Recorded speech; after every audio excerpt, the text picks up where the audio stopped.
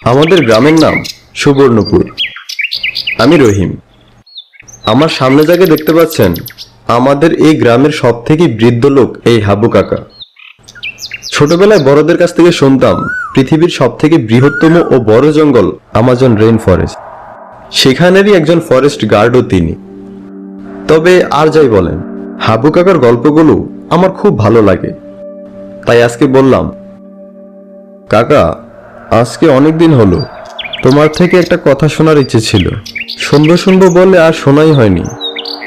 তা কি কথা বল। তুমি যখন আমাজন জঙ্গলে ফরেস্ট গার্ড, শুনেছিলাম তোমার সাথে তোমার 3জন বন্ধুও ছিল। তাদের মধ্যে 2জনকে নাকি কোনো অশরীরী টেনে নিয়ে গেছে। তোমাদের এই লোমহর্ষক গল্পটা যদি একটু বলতে, কিভাবে মারা গেলেন তারা? শোন তাহলে, সে এক ভয়ঙ্কর ঘটনা। সালটা ছিল 1956, আর সময়টা ছিল বর্ষাকাল। আকাশটা কালো মেঘে চেয়ে গিয়েছিল। চারটা যেন বারবার উকি দিচ্ছিল, কিন্তু সে পারছিল না।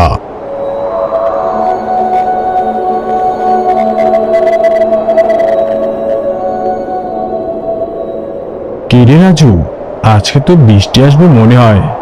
আকাশটা কেমন অন্ধকার করেছে দেখেছিস? তা তো দেখলাম রে হাবু, কিন্তু আমাদের কি এসব বৃষ্টি ঝড় বাতাসে আটকাতে পারে? গতবার মনে নেই, ঝড়ের সময় আমরা 4 বন্ধু মিলে একটা গাছের নিচে রাত কাটিয়ে দিয়েছিলাম। তা যা বলেছিস রাজু। আচ্ছা, আর দেরি করিস না, বৃষ্টিটা এসেই পড়বে মনে হয়। সবাইকে বল বন্দুকগুলো মুছে রেডি হতে। সবাইকে আজকে দুটিলা ক্যাম্পে যেতে হবে। শুনেছি সেখানে বাঘের আক্রমণ বেড়ে গেছে। বড়বাবু খবর পাঠিয়েছে, বুঝলি? কিন্তু হাবু, শুনেছি দুটিলা যাওয়ার পথে একটা শ্মশান আছে, ওটা নাকি ভালো না। সেখানে সেখানে সব 18 শতকের সাহেবদের দেখতে পাওয়া যায়। আমার তো ভাবলেই গায়ের লোম দাঁড়িয়ে যায়। তোর যত ভূতের ভয়, ওসব ভূত টুত বলে কিছু হয় না, বুঝলি? হাতেটা কি দেখেছিস? এটা দেখলে ভূত না, ভূতের বাপেরাও লেজ গুটিয়ে পালায়, বুঝলি?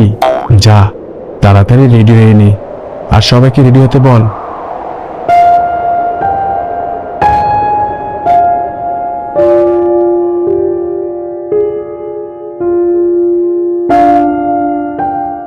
এই তোরা রেডি হয়ে নে, বড়বাবু খবর পাঠিয়েছে, দুটিলা ক্যাম্প যেতে হবে।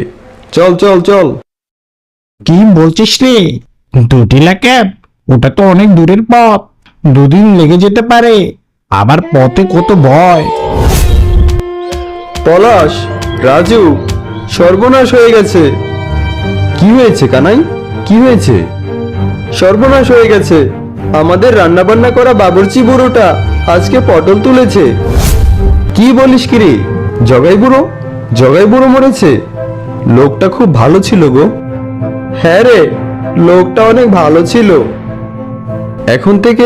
এখন থেকে আমাদের রান্না বান্না কে করবে বলতো কানাই? তুই আছিস তোর রান্না আর খাওয়া। ওদিকে বুড়োটা মরেছে 2-3 ঘন্টা হবে। পচন ধরলে পারবি সামনে দাঁড়াতে? গন্ধ ছড়াবে যে। চল তো লাশটাকে দেখি।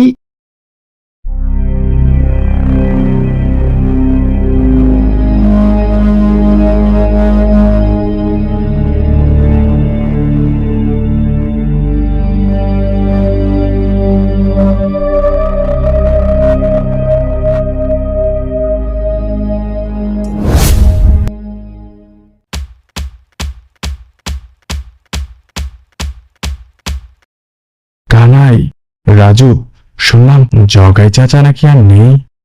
হ্যাঁ রে হাবু, জগাই চাচা আমাদের মাঝে আর নেই। কি বলিস? যা শুনেছিস সব সত্যি। এখন আর কষ্ট পেয়ে লাভ নেই, চল।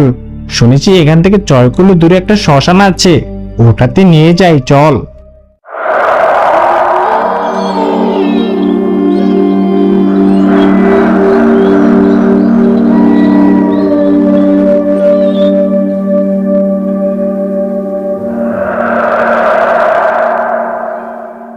আমি আর আমার 3 বন্ধু মিলে জগাই বুড়োর লাশ নিয়ে রওনা দিয়েছিলাম আমাজন জঙ্গলের কালীর মাঠ নামের একটি শ্মশানে।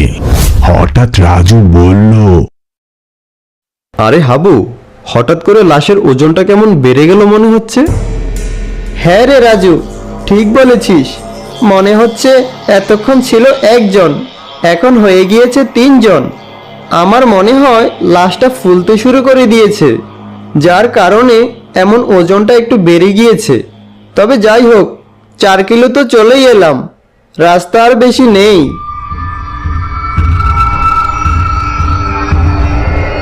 কানাই, রাজু, বৃষ্টি আসবে মনে হয়, প্রচুর বাতাস।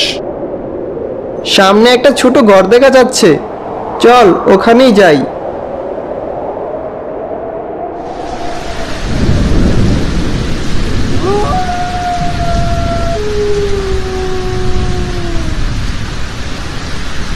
আমরা সবাই জগাই গরুর লাশটি নিয়ে পরিত্যক্ত সেই ছোট ঘরটিতে গিয়ে দাঁড়াই।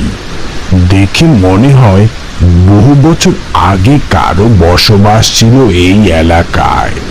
আমরা যেখানে দাঁড়ানো সেটি ছিল একটা চায়ের দোকান।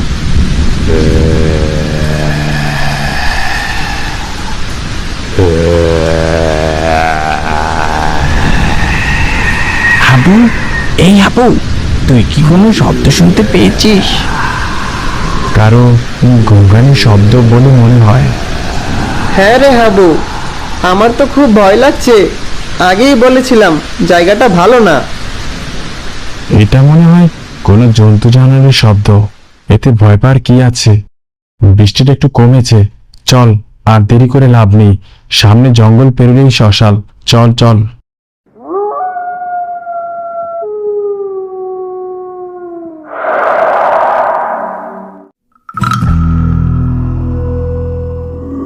হাবু, এই হাবু, তোরা কিছু দেখেছিস? সামনে ওটা কি? আরে, ওটা তো একটা কালো কুকুর। মরা লাশের গন্ধ পেয়ে চলে এসেছে মনে হয়। হাবু, আমার তো খুব ভয় লাগছে। শ্মশানটাও সামনে, শ্মশানের আশেপাশে ভূত ছাড়া এত রাতে কুকুর আসবে কোত্থেকে? আমারও তাই মনে হচ্ছে। কুকুরের চোখগুলো দেখেছিস? কেমন লাল হয়ে আগুনের মতো জ্বলছে। কিরে, কুকুরটা কোথায় গেল? এখনই তো এখানেই ছিল। আমার মনে হয় জগাই বুড়োর আত্মাটা ভূত হয়ে আমাদের আশেপাশে ঘুরছে। আরে না, এ আবার হয় নাকি? জগাই বুড়োর যে বয়স হয়েছে, আমার তো মনে হয় ওর আত্মা সহ মারা গেছে।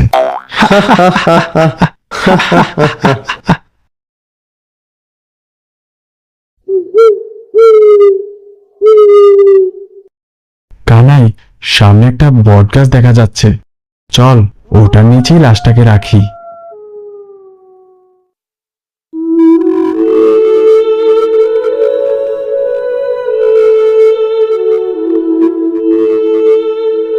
আমরা সবাই মিলে শ্মশানের একটি গাছের নিচে জগাই বুড়োর লাশটাকে রাখি।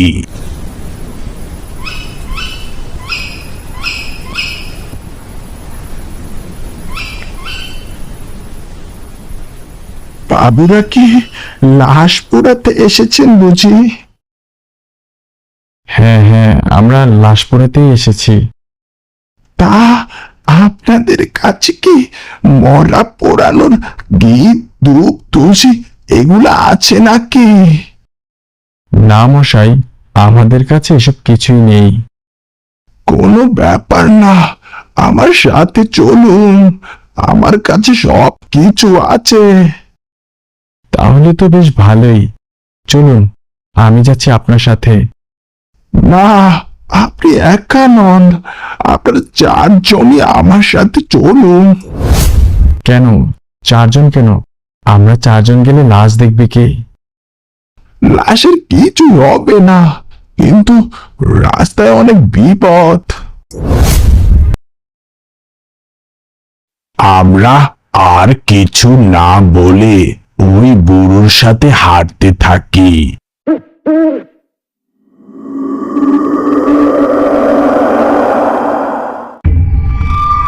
হাঁটতে হাঁটতে বেশ কিছুটা দূরে যেতেই একটি মাঠ চোখে পড়ল। সেখানে ছিল সারি সারি কবর। দেখে মনে হচ্ছিল সব 18 শতকের কবর। তখন হঠাৎ করে খেয়াল করলাম গাছের উপরে কিছু কঙ্কাল বসে বসে পা দোলাচ্ছে। তারা যেন আমাদেরকেই দেখছে। তখন আমি কিছুটা ভয় পেয়ে গেলাম আর বললাম, আরে ও মশাই, এ তুমি আমাদের কোথায় নিয়ে আসলে?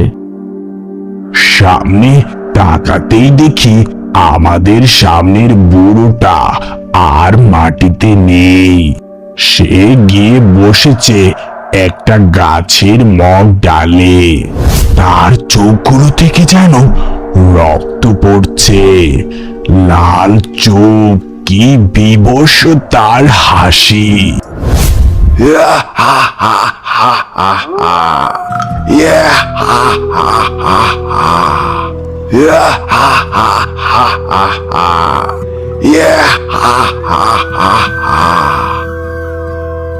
আমার আর কিছুই বুঝতে বাকি রইল না। মনে মনে বললাম, ভয় পেলে চলবে না।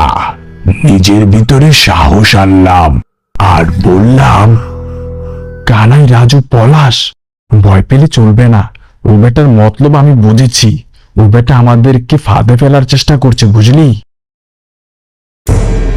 সাথে সাথেই দুটো কঙ্কাল এসে রাজু আর পলাশের ঘাড়ে চেপে বসে। আমি আর কিছু বুঝে উঠতে না পেরে বললাম, কানাই, চল চল, চলে আয়, চলে আয়। দেরি করিস না। দৌড়া, হাবু, দৌড়া। হাবু, আমাদেরকে বাঁচা হাবু, আমাদেরকে নিয়ে যা। আ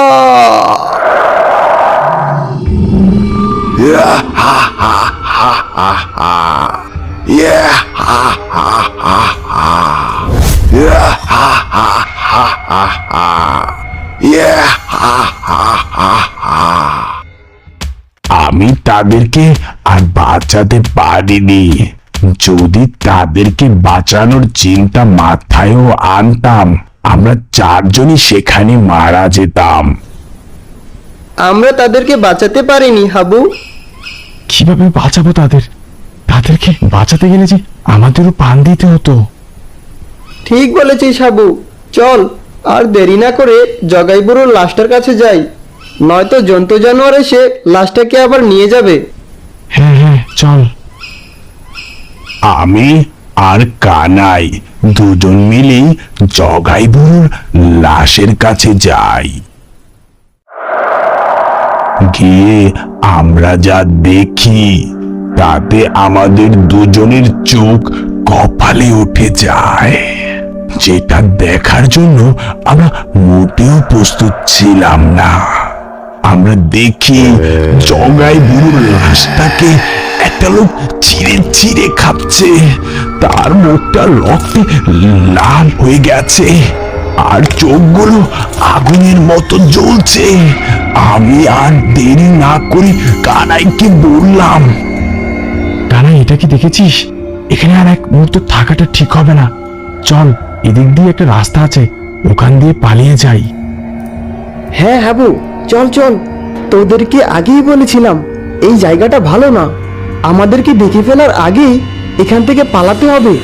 আর যদি দেখে ফেলে তাহলে আমাদের অবস্থাটাও ওই জগাইবুড়োর মতো হবে।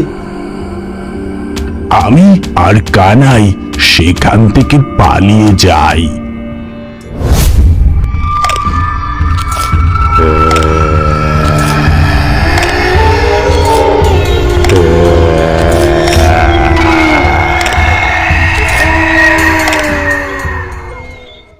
তারপর থেকে আর কোনোদিন ওই শ্মশানের দিকে যাইনি।